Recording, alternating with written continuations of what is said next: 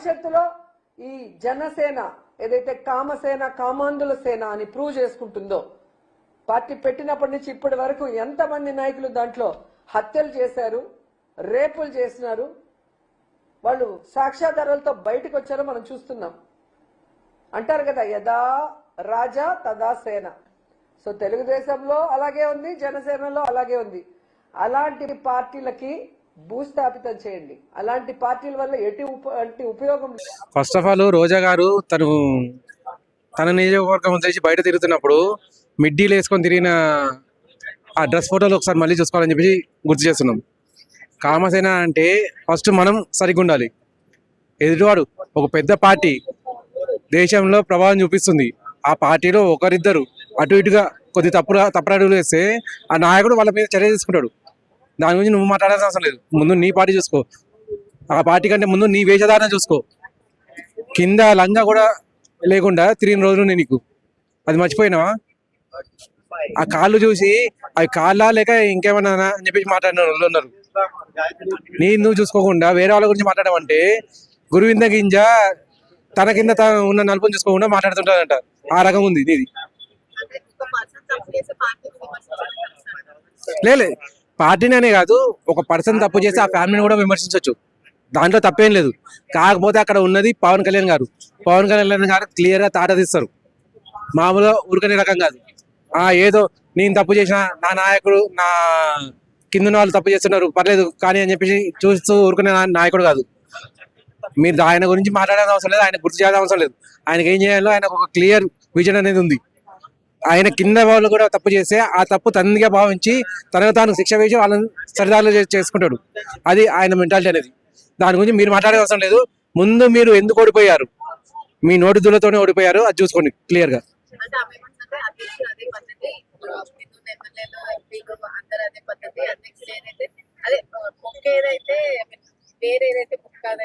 అమ్మ first of all మాట్లాడే వాళ్ళకు ఒక ఇంగిత జ్ఞానం అని చెప్పేసి ఉండాలన్నట్టు. అధ్యక్షుడు చేసిన తప్పేంటిది? 3 పెళ్లి చేసుకోవడమా? ఆయన విడాకులు ఇవ్వకుండా ఎవరికైనా పెళ్లి చేసుకున్నాడా? ఇవ్వాల్సిన భరణం ఇవ్వకుండా ఎవరికైనా పెళ్లి చేసుకున్నాడా? చట్టరీత్యా అన్ని రూల్స్ పాటించాడు. వాళ్ళకు వీళ్ళకు పొసగలేదు, వదిలేసుకున్నారు అంతే.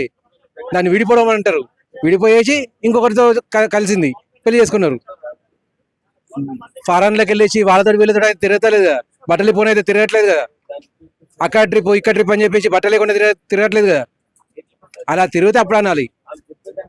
ఎవరైనా కానీ అనే ముందు లేదండి, అనే ఖచ్చితంగా తప్పేది. కాకపోతే ప్రతిపక్షం కాబట్టి ఏదో ఒకటి అనాలి వాళ్ళు.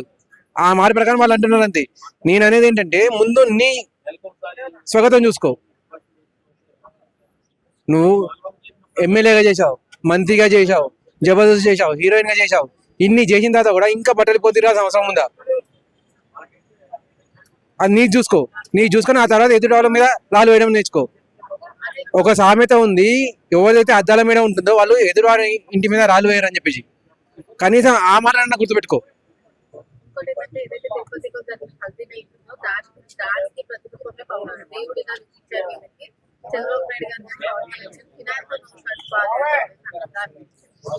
సరే అమ్మా, ఇప్పుడు వాళ్ళు ఫినాయిల్తో నువ్వు అన్నట్టుగానే ఫినాయిల్తో నోరు కడుక్కుంటారు. ఇప్పుడు దాంట్లో కల్తీ అనేది జరిగింది, అది అసలు నెయ్యే కాదని చెప్పి వాళ్ళు క్లియర్ గా స్టేట్మెంట్ ఇచ్చారు.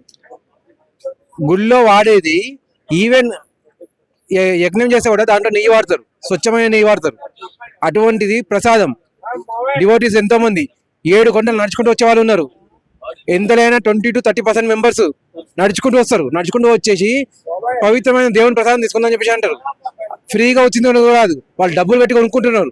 డబ్బులు పెట్టి కొనుక్కుంటున్నప్పుడు అంతకుముందు ఉన్న పరిపాలన సంస్థలు ఎవరైతే ఉన్నారో వాళ్ళంతా కూడా స్వచ్ఛతని మెయింటైన్ చేశారు. మరి మీ పార్టీ ఉన్నప్పుడు ఎందుకు మెయింటైన్ చేయలేదు? మీ పార్టీ ఉన్నప్పుడే కదా కల్తీ జరిగింది. వాళ్ళేం క్లీన్ చిట్ ఇవ్వలేదు కదా మీకు. ఇది నెయ్యే అని చెప్పేసి, నెయ్యి కాదు, గొడవలు పెరగొద్దని చెప్పేసి నెయ్యి కాదు అనే మాత్రం రాసిర్రు అంతే తప్ప దీంట్లో అది కలవలేదు, దీంట్లో ఇది కలవలేదు అని చెప్పలేదు. మీరు ఒక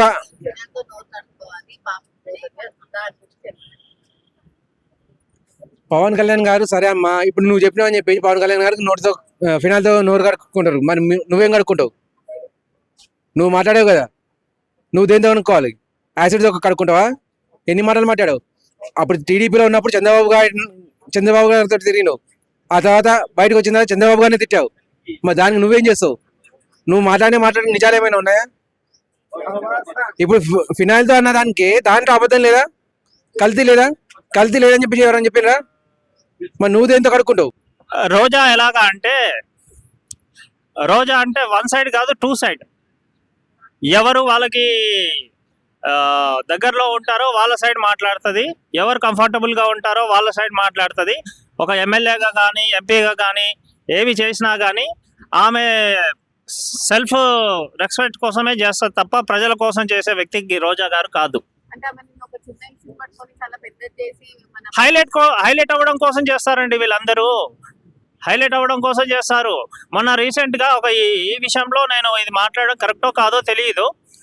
మన అనసూయ శివాజీ గారి టాపిక్ లో అప్పుడు రోజా గారు ఎందుకు రాలేదు మీడియా ముందుకు? ఆమె ఒక స్త్రీయే కదా, ఆమె ఒక ఎమ్మెల్యేనే కదా, ఆమె కూడా వచ్చి ఒక ఇంటర్వ్యూ ఇవ్వచ్చు కదా, ఒక స్టేట్మెంట్, ఒక కేసు బుక్ చేయొచ్చు కదా అతని పైన, సారీ ఆమె పైన, అనసూయ పైన. ఆమె ఏమంటుందంటే ఏదైతే తిరుపతి లడ్డు గురించి తప్పుగా మాట్లాడినంటే దేవుడు చూపించిందే ఇది. సో పవన్ కళ్యాణ్ గారు చంద్రబాబు నాయుడు ఫినాయిల్ తో నోరు గడుపుకున్న తప్పు లేదు అన్నట్టు మాట్లాడుతున్నారు. ఒక చిన్న విషయం చెప్తాను. నాలుక లేని నాలుక అది, అంటే అది ఏదైనా మాట్లాడుతుంది, అంటే ఆవిడ ఏదైనా మాట్లాడుతుంది, అంత తెగించిన క్యాండిడేట్ ఆవిడ. తీసుకోవాలని చెప్పి మోడీ గారికి సలహా ఇచ్చింది. అంటే కూటమి నుంచి వాళ్ళకి సెట్ వేసి మీరు వాళ్ళపైన కేసులు వేసి జరిగిన న్యాయం చేయండి అన్నది మాట్లాడుతున్నారు. ఇవన్నీ కూడా ఒక గేమ్స్ అండి, రోజా గారు చేసేవన్నీ గేమ్స్. ఇవన్నీ ఏం చేస్తుందంటే అన్ని సైడ్ చేసేసి మేమే ముందుండాలి, మేమే మినిస్టర్స్, మేమే సీఎంస్, మేమే ఉండాలన్న ఉద్దేశంతో ఇవన్నీ డబుల్ గేమ్స్ ఆడుతూ ఉంటారు, ఇంటర్వ్యూస్ ఇస్తారు, అలాంటివి చేస్తూ ఉంటారు. వాస్తవంగా చెప్పాలంటే వైఎస్ఆర్సీపీ పార్టీ నుండి రోజుని ఎంత తొందర తీసేస్తే అంత మంచిది. ఎందుకంటే వైఎస్ఆర్సీపీ బాస్ కూడా మూసుకొని ఫామ్ హౌస్ లో పడుకుంటున్నాడు బెంగళూరులో. నిన్నే తాడిపల్లి వచ్చాడు. తాడిపల్లి వచ్చినామంటే ఎవరు వచ్చారు? డోర్ డెలివరీ చేసిన అనంతబాబు వచ్చాడు. ఆడవాళ్ళ మీద అత్యాచారం చేసే మాధవ్ గోరింట్లో వచ్చాడు. వాళ్ళని సస్పెండ్ చేశాడా? జగన్మోహన్ రెడ్డి చెయ్యలే. కానీ అదే పవన్ కళ్యాణ్ దగ్గరుండి జానీ మాస్టర్ సస్పెండ్ చేశాడు, పృథ్వీరాజ్ సస్పెండ్ చేశాడు, ఈ నిన్న జరిగినటువంటి శ్రీధర్ని కూడా సస్పెండ్ చేశాడు. అదే అండి జనసేన పార్టీలో కావాల్సింది. అయినా ప్రజల మనిషి, ప్రజల కోసం పుట్టిన వ్యక్తి పవన్ కళ్యాణ్. ఆయన్ని ఇలా దూషించడం కరెక్ట్ కాదు. పవన్ కళ్యాణ్ అంటే గ్రేట్ వ్యక్తి. ఆయన ఒకటే చెప్పాడు ఏంటంటే నువ్వేనా నేనైనా ఎవడైనా ఆఖరికి పవన్ కళ్యాణ్ అయినా తప్పు చేస్తే తల దిగిపోయే పార్టీ పెడతానని పెట్టాడు, జనసేన పార్టీ పెట్టాడు.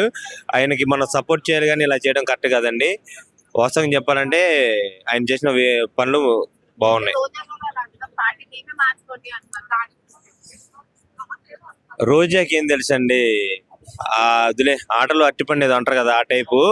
రోజాని పట్టించుకుంటే దండగా ఆమె గురించి తీసుకున్నాను దండగా, దాన్ని వదిలేయండి, రోజాని వదిలేయండి.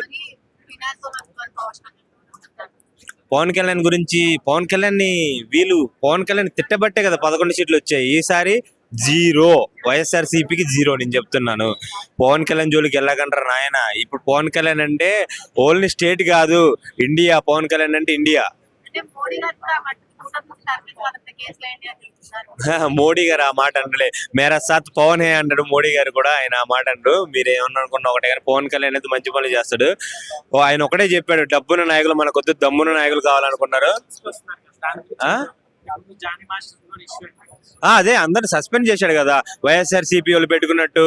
ఒక్కళ్ళని సస్పెండ్ చేశారు చెప్పు. వైఎస్ఆర్సీపీలో ఇంతవరకు ఒక్కరిని కూడా పార్టీ నుండి సస్పెండ్ చేసిన దాఖలాలు లేవు. జనసేన పార్టీలో ఉన్నాయి. అంటే పవన్ కళ్యాణ్ ని అండా చూసుకొని చేశారనేది అది భ్రమ. ఈ దెబ్బతోటి, ఈ కేసుతోటి పవన్ కళ్యాణ్ పార్టీలో ఉన్నటువంటి ఏ వ్యక్తి ఎవరైనా తప్పు చేయాలంటే ఉచ్చపడేలా చేస్తాడు పవన్ కళ్యాణ్. ఇది మాత్రం పక్కా చెప్తున్నాను. ఒకటి ఇది మాత్రం వాస్తవం అండి. ఇది ఫ్లోలో వచ్చేసింది, కట్ చేసుకొని ఇదే చెప్తున్నాను. ఒక్కొక్కరు తాట తీస్తాడు పవన్ కళ్యాణ్. సరే జాగ్రత్త మాట్లాడుకుంటూ, రోజా నువ్వు కూడా జాగ్రత్త మాట్లాడు.